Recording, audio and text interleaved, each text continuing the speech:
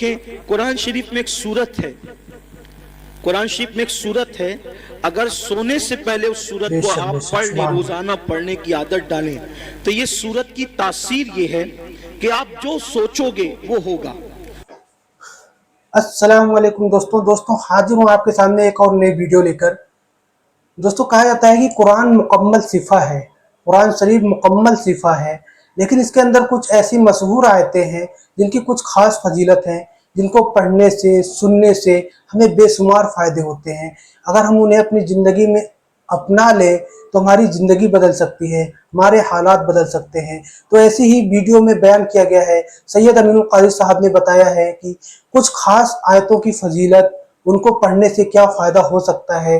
تو دوستوں ویڈیو بہت ہی پیاری ہے، اس بیان کو پورا سنیں، اور آپ سے گزارش ہے دوستوں اگر ویڈیو پسند آئے تو اسے لائک کر دینا اور شیئر کر دینا، اور آپ ہمارے چینل پر اگر نئے ہیں تو چینل کو سبسکرائب ضرور کر دینا۔ تو دوستوں شروع کرتے ہیں۔ قرآن کی بڑی برکت ہے۔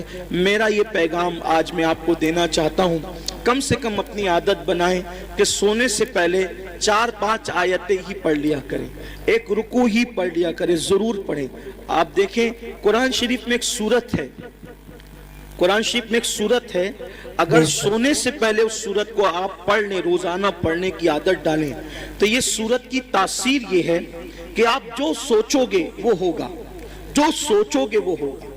اس سورت کا نام ہے سورہ مزمل، 2 رکوع پر مشتمل ہے یہ سورت، اور 5 منٹ سے بھی کم کا وقت لگتا ہے۔ 5-6 دن اگر آپ اس کو ریگولر پڑھیں گے نا سورہ مزمل کو، تو آپ کو یہ زبانی یاد ہو جائے گا، اور آپ سورہ مزمل پڑھنے کے عادی بنے، جادو سے بچیں گے، سحر سے بچیں گے، بلاؤں سے بچیں گے، یہ ہے۔ پھر بھوکمری سے بچنا ہے، فاقہ کشی اور غربت سے، یعنی مالدار بننا ہے۔ سوتے ٹائم سورہ واقعہ کی تلاوت کر، سورہ واقعہ مالدار بنانے والی سورت ہے۔ ایک مرتبہ حضرت سیدنا عبداللہ ابن مسعود رضی اللہ تعالیٰ آپ کے وصال کا وقت قریب تھا، حضرت سیدنا عثمان غنی آپ کے گھر گئے، اور جانے کے بعد کہنے لگے بھائی عبداللہ آپ کی بڑی دینی خدمات ہے، اب ایسا لگتا ہے کہ تم دنیا میں زیادہ دن تک نہیں رہو گے، اور تمہاری بیٹیاں ہیں، اور آپ مجھے وصیت کر دیں کہ میں آپ کی بیٹیوں کے لیے کیا خدمت کر سکتا ہوں۔ حضرت عبداللہ ابن مسعود اٹھ کر بیٹھ گئے، کہنے لگے عثمان میرے بھائی یاد رکھو میری بیٹیاں کبھی بھوکی نہیں رہے گی، میری بیٹیاں کبھی فاقے سے نہیں رہے گی، میری بیٹیوں کو کبھی مال کی تنگی نہیں ہوگی، آپ پیسوں کی بات نہ کریں۔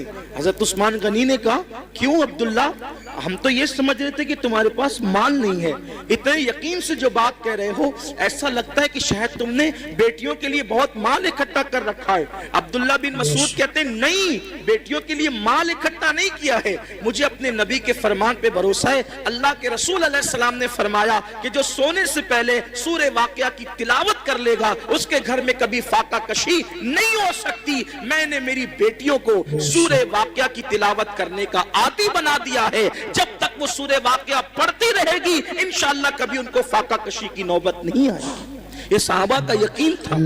بہت ساری بچیوں کو رشتے نہیں آتے، سورہ یاسین پڑھیں، عصر کے بعد پڑھیں، ان کو اچھے رشتے آئیں گے۔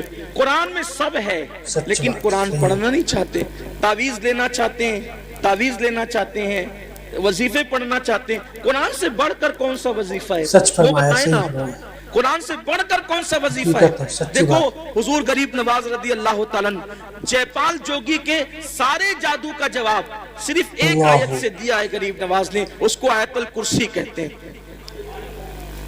آیت الکرسی سے جے پال جوگی ہار گیا، غریب نواز کے مقابلے میں نہیں آ سکا۔ وہ سورہ فلق سورہ ناس پڑھ کے دم کیجئے، نظر بد ختم ہوگی۔ بچے جو شام کے وقت رات رات بھر روتے ہیں، فلق اور ناس پڑھ کر دم کرو، بچے رونا بند کر دیں گے، نہیں روئیں گے بچے۔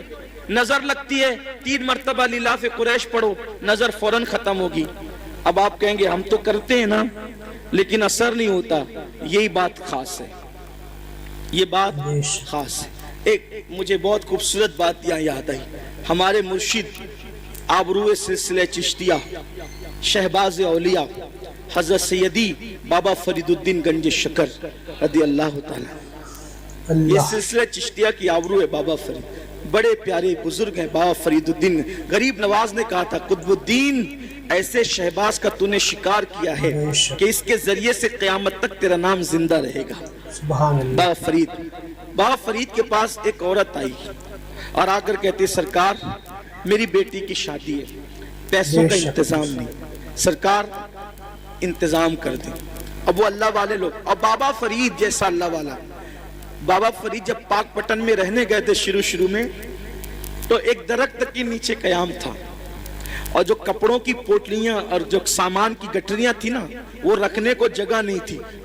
پنجاب کے لوگ یعنی پاک پٹن کے لوگ بہت ستاتے تھے, رہنے نہیں دیتے تھے, تو سامان کہاں رکھیں اپنا, تھا تو تھوڑا ہی سامان, جگہ تو چاہیے, تو درخت پہ لٹکا کر رکھتے تھے سامان. اب جس کا خود کا چھت نہ ہو اس کے پاس آئیے کیا کہنے, میری بیٹی کی شادی نہیں, شادی ہے پیسے کا انتظام نہیں. اب بابا فرید, اور بابا فرید مطلب فرید, یہ ان کا نام نہیں فرید, ان کا نام ہے مسعود اور ان کا لقب ہے فرید. فرید کا مطلب ہوتا ہے یکتا, بے ہمتا, کوئی ہمسر نہیں, کوئی ثانی نہیں. ان کے دور میں وہ تھے فرید الدین. بڑھیا آئی, آنے کے بعد کہا پیسوں کا انتظام نہیں. سرکار بابا فرید نے کہا ایک کام کر مائی, وہ سامنے جو ڈھیلا پڑا ہے نا مٹی کا, وہ ڈھیلا میرے پاس لا. وہ ڈھیلا لائی, فرمایا پکڑ اس کو. اس نے ڈھیلا پکڑا. بابا فرید نے سورہ فاتحہ پڑھی 3 بار. کتنی بار؟ کون سی سورت؟ سورہ فاتحہ کا مطلب زور سے بولیے, الحمدللہ ہی سب کو یاد ہے نا. سورہ فاتحہ 3 بار پڑھی, دم کیا, فرمایا اس کو ڈھانک لے اور گھر جا کے کھولنا. ڈھانک لیا, گھر جا کر کھولا تو وہ سونا بن گئی. مٹی کیا بن گئی؟ سونا بن گئی. اب وہ شادی بھول گئی. انسان تو لالچی ہوتا ہے. بابا صاحب نے کتنا آسان طریقہ بتایا مٹی کو سونا بنانے کا. اس نے شادی بھول گئی, بولا یار ایک ڈھیلے پہ اگر پڑھنا ہی ہے سورہ فاتحہ تو پھر ایک ڈھیلے پہ کیا پڑھنا. وہ ڈھیلے ہی جمع کرتی رہی مٹی کے, پورا گھر بھر دیا ڈھیلے سے. اور جب رات ہوئی تو فاتحہ پہ فاتحہ, فاتحہ پہ فاتحہ, فاتحہ پہ فاتحہ پڑھتی رہی, پھونکتی رہی, پڑھتی رہی. رات سے صبح ہو گئی, وہ مٹی کے مٹی رہی. اس نے کہا بابا صاحب نے تو میرے سامنے یہی پڑھا تھا, اس کے سوا کچھ نہیں پڑھا تھا, اب سونا بنا دیا. اور میں رات پر پڑھی, غصے میں صبح آئی, کہا سرکار کیا بات ہے یہ؟ فرمایا مائی کیا ہوا, تیرا مسئلہ تو حل ہو گیا, ناراض کیوں ہے؟ کہا کہ آپ نے سورہ فاتحہ پڑھا تو مٹی سونا بن گئی. میں پوری رات, آپ نے صرف 3 بار پڑھا تھا, میں پوری رات پڑھ کے پھونکتی رہی, وہ مٹی کے مٹی رہی. اور صحیح بتانا آپ نے فاتحہ کے سوا کچھ پڑھا تھا؟ کہ نہیں, فاتحہ ہی پڑھا تھا, کچھ نہیں پڑھا تھا. تو کہا کہ آپ پڑھتے تو سونا, ہم پڑھتے ہیں مٹی. بابا صاحب نے مسکرا کے کہا او مائی فرید جیسی زبان تو لا, فرید جیسی زبان تو لا. کسی کو ٹائیفائڈ ہوتا ہے, ٹائیفائڈ کا مزہ, چائے پیتا ہے تو کیسی لگتی ہے؟ کڑوی. کیسی لگتی ہے؟ بولو چائے کڑوی ہے کہ زبان کڑوی ہے؟ کیا کڑوی؟ آدمی کہتا ہے چائے کڑوی ہے, آدمی کیا کہتا ہے؟ چائے کڑوی نہیں ہے. اگر چائے کڑوی ہوتی تو سب کو کڑوی لگتی. تیری زبان کڑوی ہو گئی ہے. کیوں؟ کیونکہ تجھے بیماری ہے, بیماری کی وجہ سے تجھے چائے کڑوی لگ رہی ہے. ایسے ہی جیسے ٹائیفائڈ والوں کو چائے کڑوی لگتی ہے, ویسے ہمیں گناہوں کا ٹائیفائڈ ہو گیا ہے. جس دن یہ گناہوں کا ٹائیفائڈ ختم ہو جائے گا, ہم بھی سورہ فاتحہ پڑھیں گے اور مٹی سونا بنتی چلی جائے گی.